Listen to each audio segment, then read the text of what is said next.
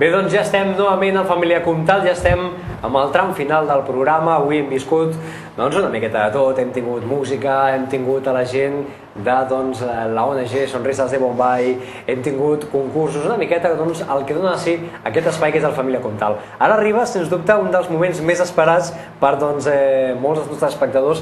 És així perquè, clar, vull dir, arriba aquest tram final d'aventura, per dir-ho d'alguna manera. Avui ens acompanya l'Albert Masó, que és, sens dubte, jo ho diré així, tu em diràs que no, però jo t'ho he de dir a la presentació perquè és cert, una eminència amb el que refereix amb el món de la fotografia. Llicenciat en Biologia per la Universitat de Barcelona, membre del Departament d'Ecologia. En fi, això és només el començament. Jo, quan he mirat el currículum, t'he dit que és impressionant. Ponències, exposicions, assessor, fotògraf, a més, també has escrit articles, has escrit llibres, has treballat per Geo, National Geographic, en fi, etcètera. Albert, gràcies per estar amb nosaltres. No, res. Això cura la miopia, vull dir... Això només vol dir que ja porto molts anys a l'espatlla, això és el que vol dir. Bueno, aviam, jo vull començar d'una manera espectacular, i és que comencem veient algunes de les imatges que ens has portat, perquè l'Albert Masó és un dels millors fotògrafs amb el que refereix pròpiament a la natura. És a dir, hi ha una miqueta de tot, ets amant de la natura i a més, fotògraf de coses diverses com podrien ser, hem vist papallones, veurem després mamífers, veurem que també hi ha lloc a la fauna, una miqueta de tot. Sí, bàsicament són tres modalitats fotogràfiques de natura que practico. Una és la que es diu macro, o sigui, fotografia d'aproximació, d'això, insectes, flors petites, petits minerals, o sigui, de molt a prop. Una altra modalitat és la de paisatge, o sigui, tot el que són els grans escenaris, quan vas a un lloc, el primer que et captiva és això, els grans sistemes muntanyosos, les grans valls, en fi, el que et notes molt diferent que aquí, i que es fan grans angulars, trípode, etc. I la tercera modalitat és la caça fotogràfica, és a dir, la fotografia d'animals en les que la dificultat està apropar-se, és a dir, animals, normalment ocells, mamífers, que estan lluny i que aleshores has de fer-ho amb teleobjectius, que normalment és de les tres modalitats la més dificultosa, perquè requereix molta paciència, estar dins de heights, observatoris, acostar-se a l'animal, en fi, i portar un equip molt pesat i complex. Comencem des del principi, Albert, perquè m'imagino que aquesta passió ha de venir de ben lluny. Sí, jo de petit, el que a mi m'agradava molt de petit no era tant la fotografia com la natura, la biologia en si. Jo criava insectes, de tot, ratolins, ocells, peixos, tot el que això m'agradava molt, i ja va ser el que em va fer decidir per fer la carrera de biologia.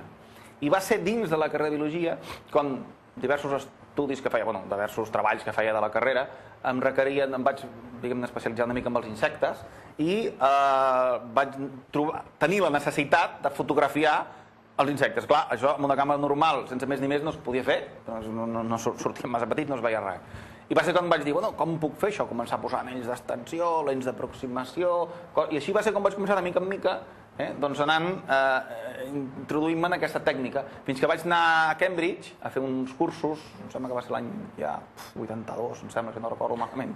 Jo havia acabat la carrera feia poc, i ja vaig anar allà, i després vaig anar a Oxford, amb l'Oxford Scientific Institute també, i allà va ser jo que vaig aprendre una sèrie de bases tècniques, i després molt autodidacta, i llegir llibres, perquè tot està en els llibres. El que passa com avui en dia ja ningú llegeix, doncs no, però si tu saps seleccionar bé els llibres que necessites d'una tècnica o d'una matèria, pots trobar el necessari per aprofundir i dominar-la. Home, després parlarem de llibres, perquè d'això també n'en saps un munt, principalment, això es demostra amb el fet que n'has publicat uns quants, però parlem una miqueta perquè ens situem. És a dir, abans hem comentat, a banda de National Geographic, Geo, a mi una cosa que m'ha impactat molt, que és l'enciclopèdia catalana. Perquè moltes de les teves fotografies formen part de les enciclopèdies que tenim a l'abast de casa i que jo avui, per exemple, puc estar mirant i estic veient una fotografia teva. Això ha de ser una cosa Bueno, sí, això va ser per iniciativa del Ramon Folch, el doctor Ramon Folch, que estava realitzant en aquells moments la història natural dels països catalans, que doncs em va demanar una sèrie de fotografies d'insectes i així, i a més em va encarregar d'anar a fer tot el que era una col·lecció fotogràfica de la col·lecció Vilarrúbia, famosa de Torrellebreta, bueno, que és de les més importants que hi ha de papallones, no? I llavors en van fer, no sé, 1000 i escaig. I després, a part d'això, també vaig col·laborar després amb l'enciclopèdia de 24 volums, amb diverses temàtiques de fotografia, i també redactant temes d'entomologia, termes de paraules noves i ampliar definicions, i també de fotografia. I inclús això encara em segueixo fent ara, perquè acabo de fer també ampliacions per l'enciclopèdia de tipus de fotografia digital, perquè també s'havia d'actualitzar aquest tema. Bueno, va ser en aquella època, i després quan el Ramon Folch va fer la biosfera, també vaig col·laborar puntualment amb uns quants articles i també fotografies. Déu-n'hi-do, Déu-n'hi-do. Escolta, parlarem una miqueta dels viatges, perquè aviam... Sí. Quants viatges no has visitat? És a dir, quants no has vist? No, això no, home, tampoc. No. Evidentment, molts més dels que he vist.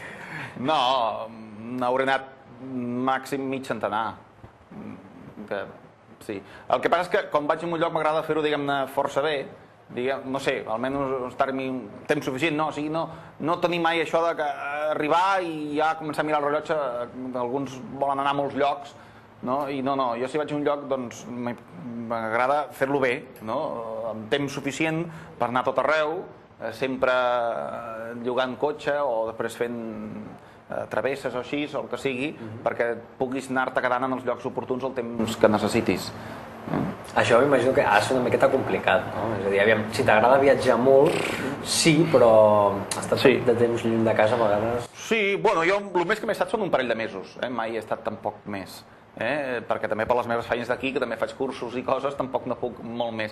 Però sí que el no treballar fix en lloc, sinó que el ser així autònom et dona llibertat per escollir l'època adequada, que mai és agost, mai viatjo. Ara, per exemple, això ho demostro perquè estic aquí, a mi m'encanta estar a l'agost a Barcelona, és la ciutat perfecta, a l'agost.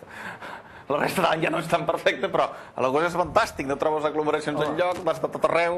Per mi és estupend, perquè faig molt... Ningú et truca, ningú et prenya, pots fer tota la feina, faig el triple de feina que un dia normal durant l'any, i estic, a més, tranquil, feliç i a gust. Això és cert, aquí t'explicaré un secret, i és que segurament la gent està on hauria d'estar jo, que és de vacances, però avui, mira, al final em van dir, escolta, que l'Albert Massó, i vaig dir, Carolina, hem de venir. Escolta, estem veient una de les teves imatges. Què és això que estem veient? Això és les muntanyes rocalloses dels Estats Units, que hi ha aquestes parets impressionants, rectes, que semblen parets construïdes així, i barrejat. Són zones frontereres entre àrees desèrtiques i zones boscoses, que aquí es veuen també, hi ha avets i coníferes, junt amb aquestes parets de tipus desèrtic. Això és a prop del Bryce Canyon, que és un dels canons, d'aquests famosos canons molt macos, per mi molt millor inclús que el Gran Canó del Colorado, des del punt de vista estètic i biològic. Escolti, per aconseguir una perspectiva com aquesta, perquè això és de ben amunt, oi? Sí, exacte, és purament... Sí, per fer fotografia de paisatge has de pujar tan amunt com puguis, fins que tot el que puguis, escalada no en faig, però fins el que puc sí que puges, i mentre puges i quan tornes a baixar, doncs fer-ho. I això sí, escollim el moment oportú i les primeres hores del dia. Sí, el fotògraf de paisatge, de natura, s'ha de llevar abans que surti el sol. I això per què?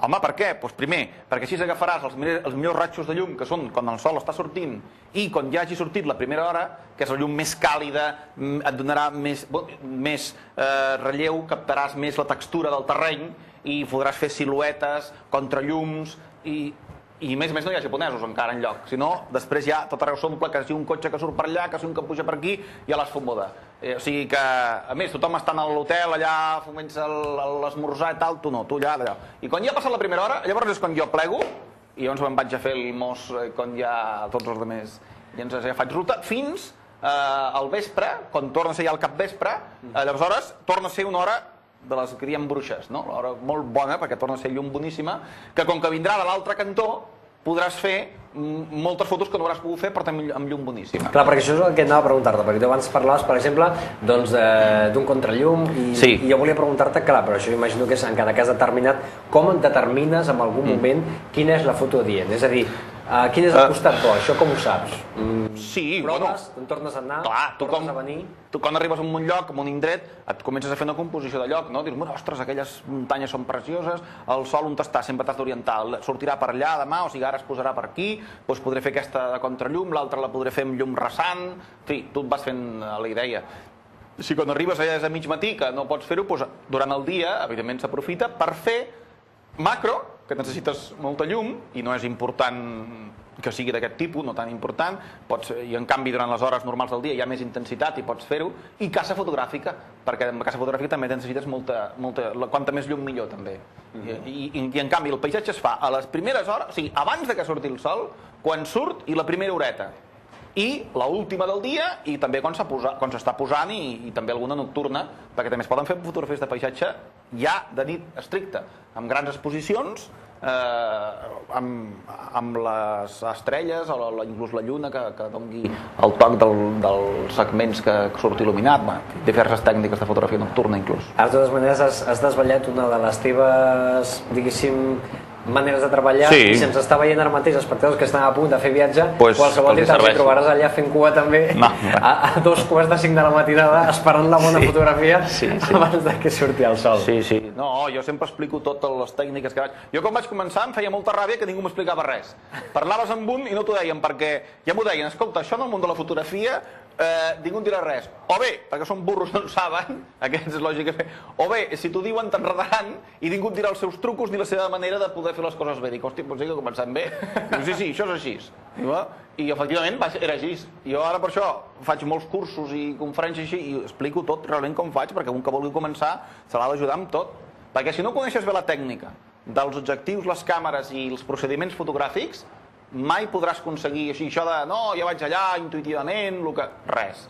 Necessites conèixer molt bé la tècnica, tan bé com un fotògraf famós, el Galen Rowell, que va morir ara fa poc, i un gran fotògraf de natura i de paisatges, ell ho deia, la tècnica s'ha de conèixer i dominar tan bé que després te'n puguis oblidar quan exerceixis la fotografia. És a dir, que sigui una cosa inherent a tu, ja. Exacte, però que ja la coneixis tan bé que, esclar, no vas allà amb la calculadora mirant a veure el diafragma, no, però és que precisament no ho fas perquè ja ho coneixes i ho controles bé. Si no tens una bona base, no pots tenir un bon reportatge de qualitat, de cap manera.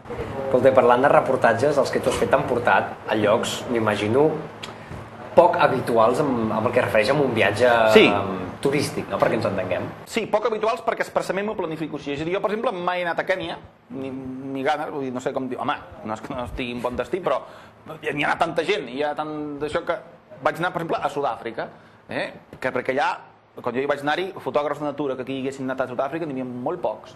I vaig anar a la zona del desert del Kalahari, per exemple, el famós desert vermell, després tota... Aquí, per cert, les teves vivències, una miqueta, no solament fotogràfiques, sinó que també hi ha una miqueta del que és el que et va succeir. Tot això ho podem veure, per exemple, amb aquest llibre que vas publicar, que és el Kalahari, El desierto rojo, per exemple. Sí, això va ser també tota una exposició, aquest llibre, i ja vaig reflectir tot d'aquest viatge, perquè era un destí, ja dic, poc habitual, no? O sigui, vaig en llocs així. I que no siguin, per exemple, al Carib, també, doncs vaig anar a Cuba, que tothom hi va per les platges, per l'esport, per el que sigui, però la natura és increïble, és boníssima. Allà hi ha 80 parcs naturals, per exemple, hi ha tot un procés, bueno, com aquí, per poder fer un llibre. Escolta, i alguna anècdota d'aquestes que ens puguis explicar ara, que tu recordis de... Perquè clar, vull dir, si normalment un quan fa un viatge una setmana n'acostuma a treure ja un llibre, com aquell qui diu d'experiències, tu, amb els viatges que has fet, si comences a escriure només un llibre d'anècdotes... Ui, sí. Jo crec que no l'acabaries. Perquè no hi ha temps.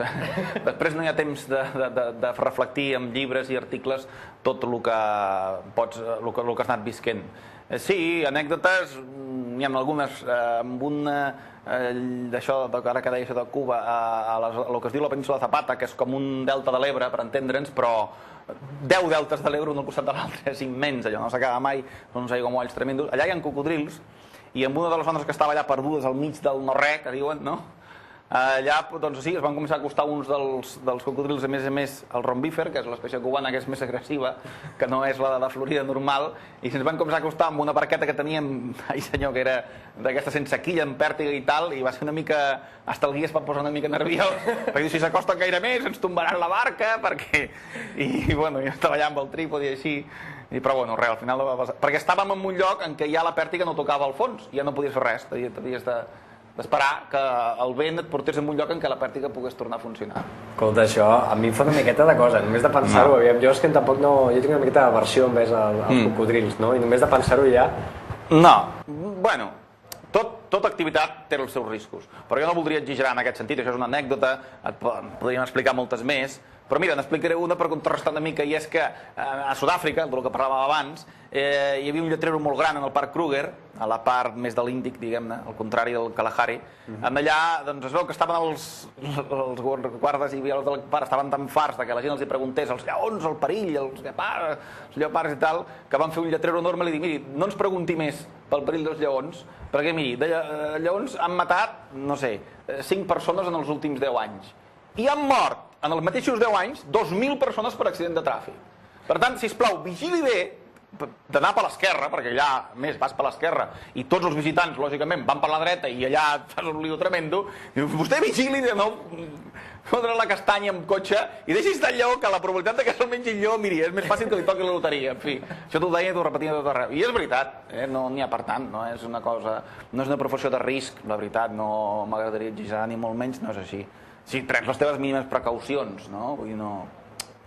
És més perillós, dels animals, l'espècie més perillosa és el Sapiens. Aquesta és la més perillosa, perquè et pot fotre la castanya en cotxe o perquè et pot eventualment passar algun problema també... Bueno, però també poden atracar aquí, no? Vull dir, això tampoc és que... Això està clar. Escolta, parlant també de viatges, abans hem parlat de les exposicions, però també doncs, hi ha una miqueta del que tu explicaves, que també hi ha conferències, no? És a dir, que... Sí. I com és això? És a dir, en quin punt s'arriba a que ja tinguis el grau de persona que pot donar les explicacions pertinents a la resta? No, bueno, això suposo que ve una mica, doncs, per el que dèiem abans, també després de molts anys de fer-ho, et comencen a conèixer doncs, alguns... he fet bastants cursos en l'Institut d'Estudis Fotogràfics de Catalunya i en altres llocs, i llavors doncs, et comencen a conèixer una mica. Mira, no voldries parlar d'aquest tema o d'algun dels teus viatges, o amb aquests que organitza la Societat Espanyola d'Ornitologia, la secció catalana d'aquí, doncs, també explicar els ocells que has vist en aquest viatge a través d'imatges, o hi ha simpòsiums així que puguin haver-hi més importants per explicar les teves tècniques fotogràfiques, o si són de biologia també, en fi, les dues facetes aquestes. Déu-n'hi-do. Està en un tema i aprofundir-ho que puguis. A mi m'agradaria aprofundir una miqueta més, però la televisió és cruel i el temps és fatal. Sí. Nosaltres estem ja exhaurint el nostre. La veritat és que podríem estar parlant, i no és broma, jo et diria un dia però em quedaria curt, perquè òbviament és un d'aquests temes que comences a parlar i no s'acaba mai, perquè clar, vull dir, ara parlaríem de fotografia, de les tècniques diferents, de quant de material necessites, o si vas molt carregat, per exemple, quan fas una sessió fotogràfica, imagino que deus portar la motxilla. Això és per parlar un altre dia, si vols, de tot l'equipament fotogràfic i tots els consells fotogràfics, tot això es pot parlar, sí. Però sí que jo en concret vaig molt carregat perquè tinc la sort que a la meva dona li agrada moltíssim també i sempre va amb mi i m'ajuda, aleshores, entre els dos, perquè si no, entre els objectius de macro, els accessoris, els teleobjectius, els angulars, els trípodes... Ara, per sort, ja no rodets, perquè ja estic ja digitalitzat i almenys vaig... Però bueno, és que tampoc et resol gaire, perquè no portes els rodets, però has de portar el portàtil, el descarregador de memòries, la placa solar per recarregar, perquè si estàs allà al mig no pots endollar per... O sigui, que el que guanyes per un cantó... No l'havia pensat allò, clar, és veritat, que si estàs a la barca, al mig dels cocodrils, no hi ha... Desplegar i apa. Si no, no pots fas fotos, perquè allò s'acaba d'un dia. Déu-n'hi-do, doncs escolta, a mi m'agradaria de debò que tornessis a venir un altre dia aquí al Família Comtal a continuar explicant. Tens prevista ràpidament allò que diuen futur immediat?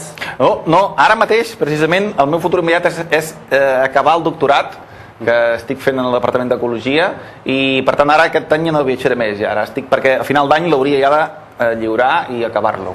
Bueno. O sigui que la perspectiva d'aquest any del que queda és acabar el doctorat. O sigui que estaré per aquí. Doncs llavors acusarem de la teva confiança i home. tornarem a portar un altre dia, ensenyarem més fotografies Molt de gust. i doncs tindrem el plaer d'estar amb tu una altra estoneta. Molt bé.